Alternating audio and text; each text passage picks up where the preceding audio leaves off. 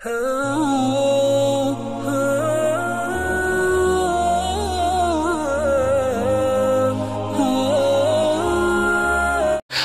अलैकुम दोस्तों, कैसे हो? उम्मीद है कि सब खैरियत से होंगे। अल्लाह आप लोगों को ऐसे ही खुश रखे। हिजाब हिजाब और बस हिजाब, हर किसी की जबान आज हिजाब के तस्करे से तर है, गीली है। चाहे इलेक्ट्रॉनिक मीडिया हो, चाहे प्रिंट मीडिया हो, चाहे सोशल मीडिया हो, चाय की होटल से लेकर गली के नुक्कड़ और चौक तक, हर कस व नाकस, जाहिल हो, अनपढ़ हो या पढ़ा लिखा या एजुकेटेड हो, हर कोई हिजाब पर डिस्कस कर रहा है और अपनी शेखिया और अपना इल्म बगाड़ने की कोशिश कर रहा है।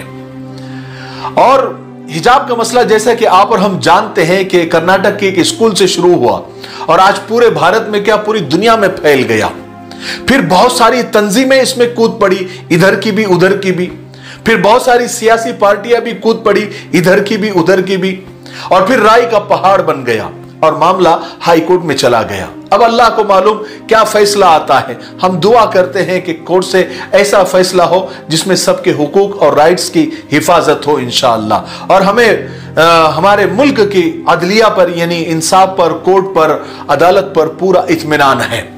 और उसके बाद जो खवातीन के साथ हो रहा है आजकल, जो वीडियोस में देखने को मिल रहा है, उससे दिल बड़ा दुख रहा है और तकलीफ हो रही है कि हमारे इतने प्यारे मुल्क में औरत की इज्जत के साथ इस तरह से, यानी उसकी बेइज्जती की जा रही है। हिजाब उतारे जा रहे हैं, नकाब उतारे जा रहे हैं, देखकर बड़ी तकलीफ हो रही है।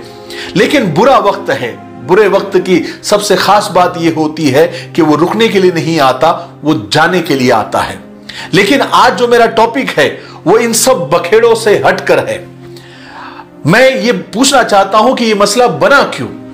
और आज हम सियासत पर बात नहीं करेंगे और जो तंजीमें हमारे हुकूक और राइट्स के लिए लड़ रही है, हम उस पर भी बात नहीं करेंगे।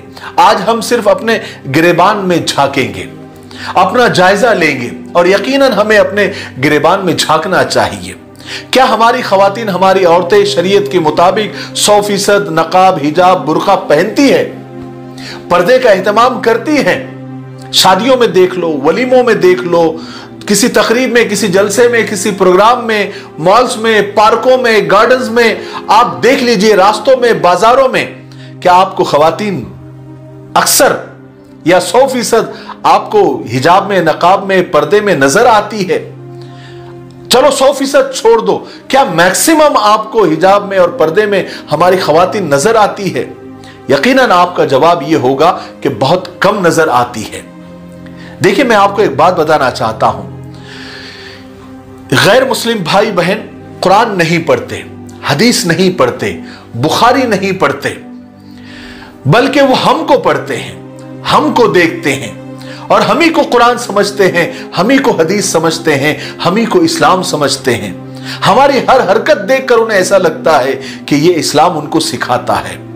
गैर मुस्लिम ये समझते हैं कि दाढ़ी मुसलमानों के लिए जरूरी नहीं है, क्योंकि मुसलमानों की मेजॉरिटी यानी अक्सरियत दाढ़ी नहीं रखती। वो ये समझते हैं कि हिजाब मुसलमान खवातीन के लिए, औरतों के लिए जरूरी नहीं है, क्योंकि अक्सर औरतें, अक्सर खवातीन हिजाब नहीं पहनती। मुमकिन है, पॉसिबल है, कल यह भी कहा जाए कि नमाज भी जरूरी नहीं है, क्योंकि अक्सर मुसलमान नमाज नहीं पढ़ते। फिर नाउज़ बिल्लाह, अल्लाह ना करे, कुरान की बारी आएगी कि कुरान भी जरूरी नहीं है, क्योंकि अक्सर मुसलमान कुरान नहीं पढ़ते। कमी कहां है, खराबी कहां है, इसे बताने की जरूरत नहीं है। इतनी जुर्रत, इतनी हिम्मत, इतना हौसला उनमें कहां से आया? हमारी बेअमली से।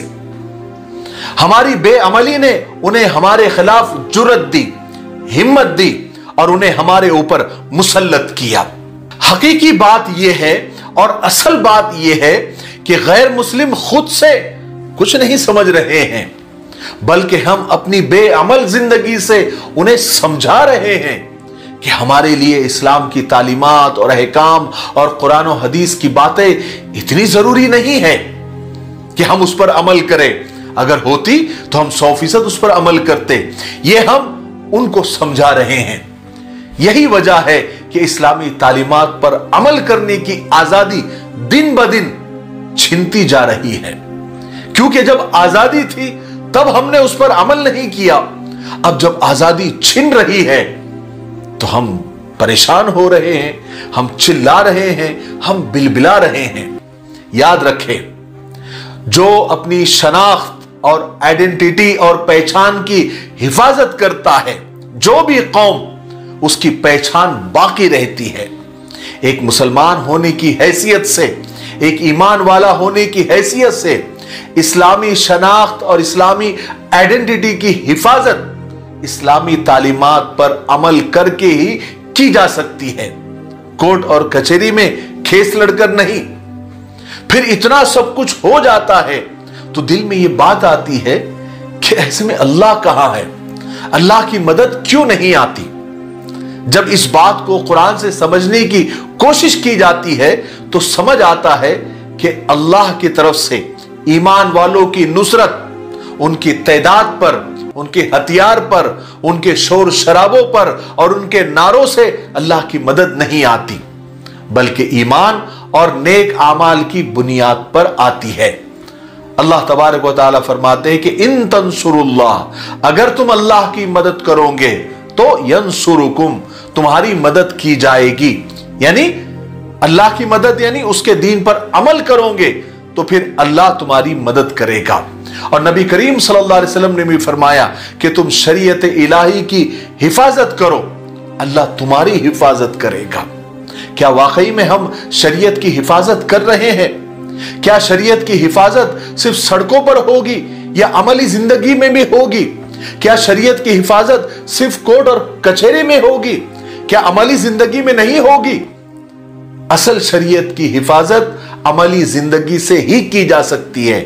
हम कितना अमल करते हैं, हम कितना उस पर अमल पैरा होते हैं, इससे यह बात साफ होती है कि हम अपनी शनाख्त बाकी रखेंगे या नहीं रखेंगे, अल्लाह की मदद आएगी या नहीं आएगी, ये बात अमली जिंदगी तय करती है।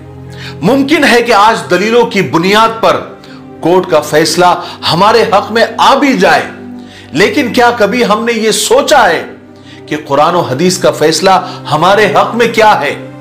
कुरान तो ये फरमाता है कि वअंतुमुल अलौना इन कुंतुम मुमिनीन, कि ईमान और नेक आमाल ही अगर तुम्हारा नस्बुल ऐन है, तुम्हारी जिंदगी का मकसद है, तो फिर हर हाल में सरबुलंदी तुम्हें ही मिलेगी। याद रखें, दुनिया वालों के एतराज का जवाब सिर्फ और सिर्फ नारेबाजी, जज्बाती बयानात और हंगामों से ही नहीं, बल्कि हमें किताब और सुन्नत पर अमल करके देना चाहिए। और अमल करने के लिए हमें किताब और सुन्नत की तालीम को हासिल करना होगा। किताब और सुन्नत से दूरी और बेअमली ही शैतानी कामों की तरफ हमें ले जाती है।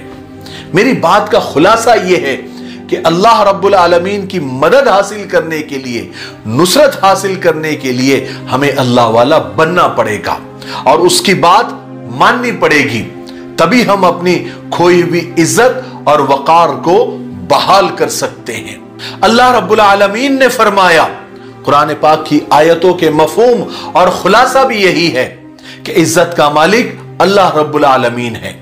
जो अपने रब की, नबी की, कुरान की, हदीस की इज्जत करेगा और शरीयत पर अमल करेगा, इज्जत उसी का नसीब होगी। वरना अल्लाह रब्बुल आलमीन की जात बड़ी बेनियाज है। पूरी दुनिया भी उसका इनकार कर दे या कुफ्र इख्तियार कर ले तो उसकी अजमत और किब्रियाई में जर्रा बराबर भी फर्क नहीं आ सकता।